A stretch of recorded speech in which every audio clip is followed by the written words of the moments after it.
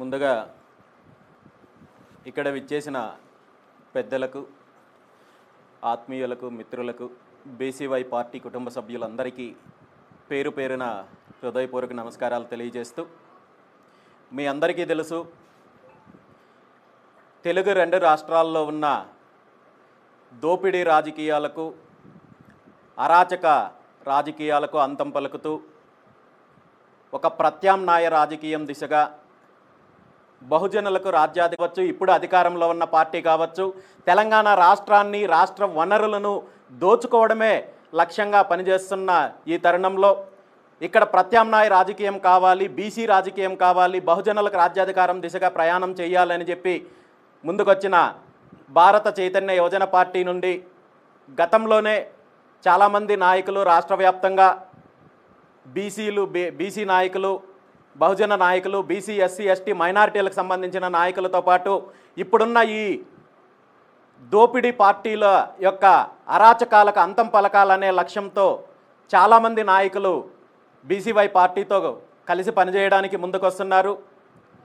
అందులో ప్రధానంగా ఈరోజు అధికార పార్టీలో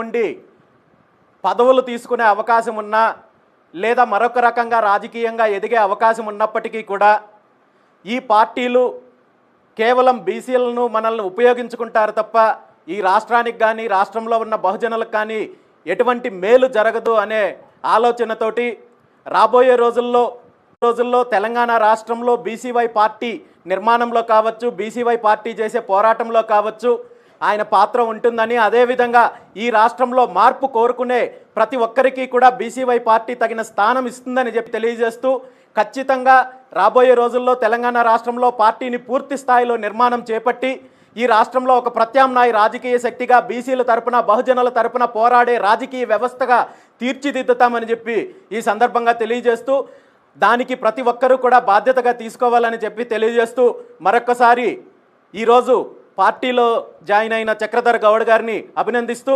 పార్టీ సిద్ధాంతాలను, లక్ష్యాలను ప్రజల్లోకి తీసుకెళ్లడానికి ఆయన కృషి చేస్తారని చెప్పి, అదేవిధంగా అతి తొందరలో వచ్చే నవరాత్రుల నుండి పార్టీ నిర్మాణానికి సంబంధించి, కమిటీలకు సంబంధించి కూడా బీసీవై పార్టీకి సంబంధించి, తెలంగాణ రాష్ట్రానికి సంబంధించి నిర్మాణం కూడా మొదలవుతుందని చెప్పి ఈ సందర్భంగా తెలియజేస్తూ, మరొకసారి అందరికీ ధన్యవాదాలు తెలియజేస్తూ సెలవు తీసుకుంటున్నాను. Thank you very much.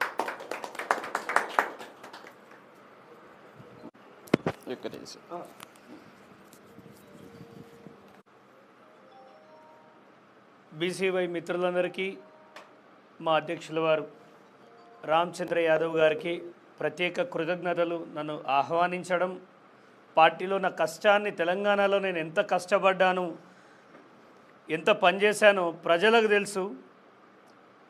నిజమైన నాయకుల్ని గుర్తించడమే నిజమైన నాయకత్వం.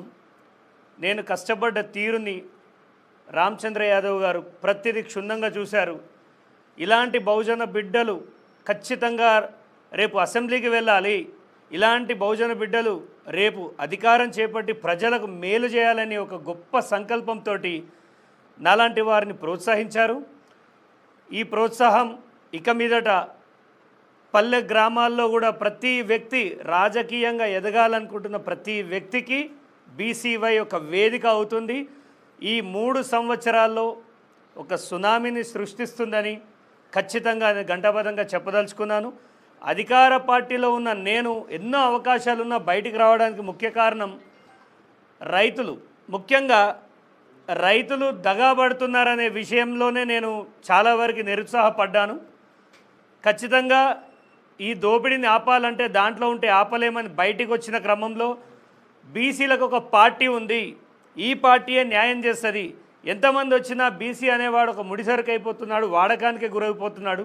కానీ బీసీవై పార్టీ మాత్రం తగిన న్యాయం చేస్తుందని నేను నమ్మాను.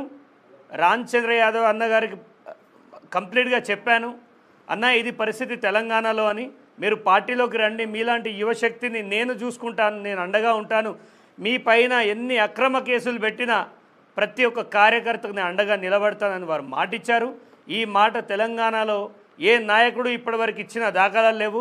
తెలంగాణ ఉద్యమంలో వేల కేసులైనా ఏ ఒక్కరి కాపాడిన పరిస్థితి లేదు. 10 ఏళ్ల తర్వాత కూడా ఇప్పటికీ తెలంగాణలో చాలా కేసులు నడుస్తున్నాయన్న. అన్యాయంగా విద్యార్థులు ఉద్యోగాలు లేక ఇవి వందల కొద్ది ఎఫ్ఐఆర్లు అయి ఎందుకు పనికి రాకుండా అయిపోయారు. అలాంటి విద్యార్థులు తెలంగాణ కోసం పోరాడిన ప్రతి ఒక్కరు బీసీవై ఖచ్చితంగా ఒక్కసారి మీకు న్యాయం చేస్తుంది అని నేను 100% చెప్తున్నాను. తెలంగాణలో అతి త్వరలో బీసీవై ప్రభంజనం చూపిస్తామని ఖచ్చితంగా చెప్తున్నాను.